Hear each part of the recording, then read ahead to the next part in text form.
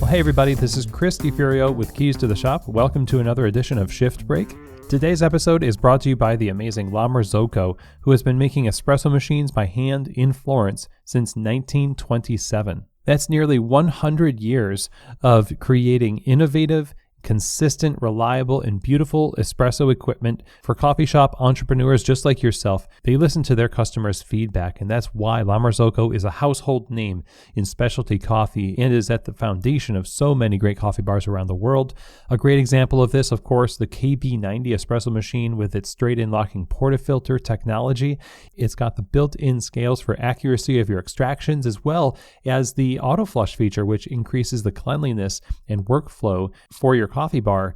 And that's just one of many different types of espresso machines that they have that fit a variety of different kinds of coffee shops. And La Marzocco is available to help you make the right selection for your cafe. All you need to do is reach out to their salespeople by emailing info@lamarzocousa.com, and they can help you out there. And don't forget to check out their website as well, lamarzocousa.com. Today's episode is also brought to you by Espressly, who's creating custom branded mobile apps for your coffee shop so that your customers can have the convenience of mobile ordering as well as the experience of your brand that you've worked hard to make and they enjoy. This is something that the industry has just exploded in, the mobile ordering thing, especially after COVID. And you want to work with somebody who is dedicated to the success of small businesses, the independent coffee retailers, and that is Espressly.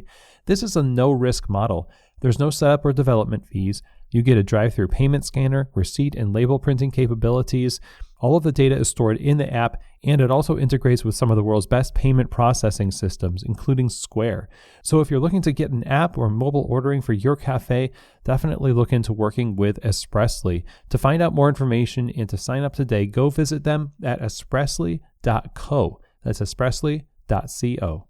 Okay, everybody. Well, today I wanted to talk to you about management in a certain aspect of management that I think is really critical for people to get a grip on, especially when you're a new manager and maybe you are going into a new position as a manager. You've already been a manager, but you're going into a different cafe and you want to make a good impression and you got a lot of ideas. This is the thing about going from barista to manager or one store to another, is that you have this fresh perspective that you want to take advantage of, kind of strike while the iron is hot. And a lot of us in coffee are very creative people and we want to do all the things. And so we have a long list of different little parts of the cafe that we want to change, processes that we want to change, and like lie in bed at night and stare at the ceiling dreaming of the different things that we're finally, now that we're the boss, we're going to change this stuff because we're the manager.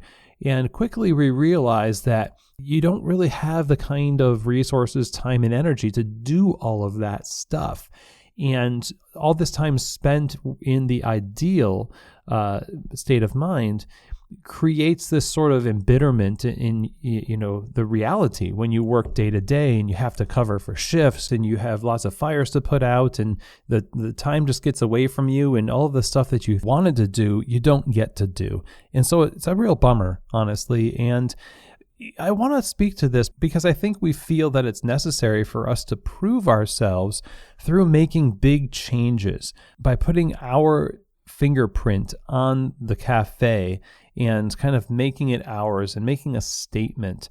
And what it really boils down to is you have to choose between doing the things that you want to do versus being what you need to be. And let's just think about that as, being who your staff and the customers of the cafe need you to be.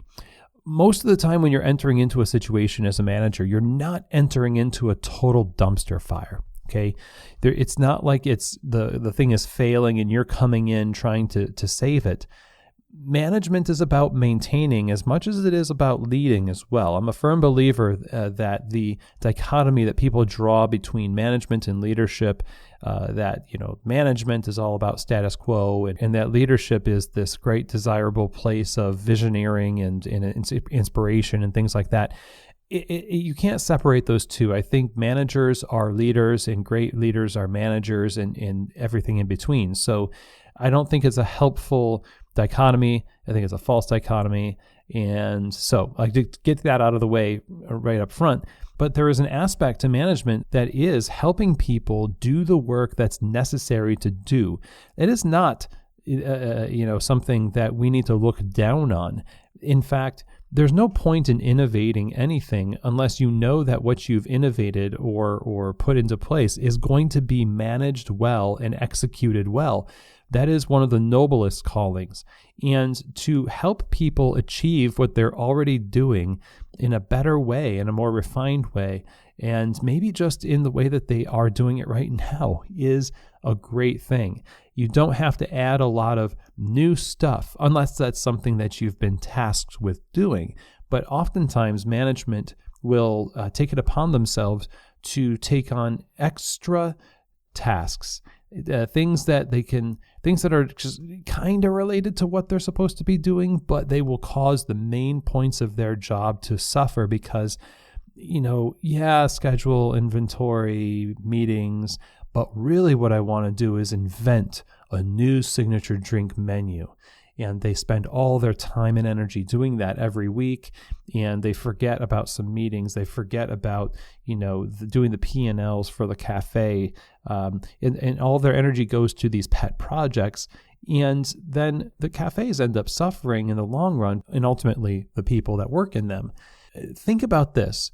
It's not so much getting all that you want to do out there into the world. This isn't a platform that you've been given to sort of work out all of your hopes and desires. It is a platform of responsibility to serve the needs of the people that already work in that place. So instead of going in there with prescriptions already in hand that you've concocted, you need to get the context. You need to go in with discovery. You need to lead with relationship and become a trusted resource for people to see as somebody who aids them in being successful in the work that they're already doing versus somebody who's coming in to add more work to their schedule, which is the temptation, I think, when you're coming in there. It's based in insecurity. I've done this plenty of times because I wanted to prove my worth and I'm making more money and I just want to do these things. Or I've been a barista here, and like I said at the top of this episode, I want to make sure that I solve these problems.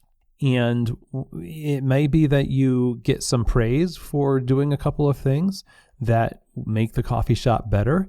But what you're missing there, again, is relationship. Forecast into the future a cafe that doesn't have any physical problems anymore. All the stuff that you want to do to get a quick win, a quick fix of like, I'm managing right now, that type of stuff. Imagine there's none of that. It's a perfect cafe. Well, what do you do now, right? It has to be about the people. You've got to do both. You've got to be people-focused and then project-focused. So if you wanted to take time to enter into this with the idea that I need to be a certain thing for these people, there are needs that are already existing that I need to discover and fulfill. And then as time goes on, you can address things as they come up, but you can't make the cornerstone of your entry into management all about fixing the sink in the bathroom and all this other stuff and let that be that. That only goes so far. That's not very deep because you could have a handyman do that. And it wouldn't mean that they're an amazing manager. That just means they fix the toilet or they fix the sink. I have a whole episode called Fix the Small Stuff. And that is a huge thing. Don't get me wrong. I think that following through on little projects like that goes a long way, but it's not something that you can stand on alone. I think it's critical to accept that even though you might not get to do all the things that you want to do, if you can do well the things that need to be done for the people specifically that are working there, you're not doing a bad job as a manager. You can patiently create long-term solutions for problems that you discover built on a bed of trust and good relationships with your staff over time. And that patience is the key here. It's really tempting to come into the situation with a lot of sound and fury and you make a big impression, but then it's not sustainable. I'd rather see consistent, moderate, forward-moving progress than big leaps and bounds in the beginning. That's more sustainable for you and your workload, and it doesn't overwhelm your staff when they see you coming. They won't see somebody that just has a bunch of extra tasks and ideas and stuff like that. They'll see somebody who is there for them to help them be successful in this work, and in the future, they'll trust you with extras that you bring because you've already proven that you know how to put first things first. So I hope that this was a helpful episode today. Thank you everybody so much for joining me, and I'll see you here next week for another edition of Shift Break, from keys to the shop.